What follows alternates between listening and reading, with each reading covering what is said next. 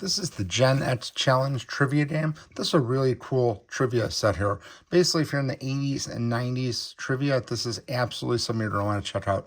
Just picked this up. It kind of reminds me of like Cards Against Humanity, same type of box here. We just picked this up here. You can see it comes in all these different patches here. It's 600 cards. We just opened this set so far. We're just going through it, but basically this is what it looks like right here. This is one set. I believe there's 75 cards in each of these to reach 600 total, and just really cool items here. So you can see this is what one of the cards looks like right here. Nicely made, just kind of like a plain card about the same size, and just basically has the question at the top and the answer at the bottom. So if you're into 80s and 90s trivia, this is really cool. Like I said, we just went through one stack of the 75.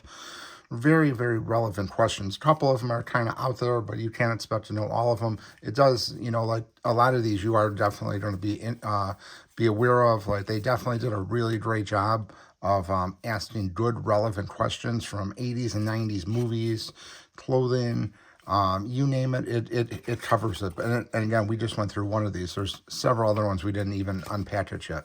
Basically, the instruction just tells you how to play.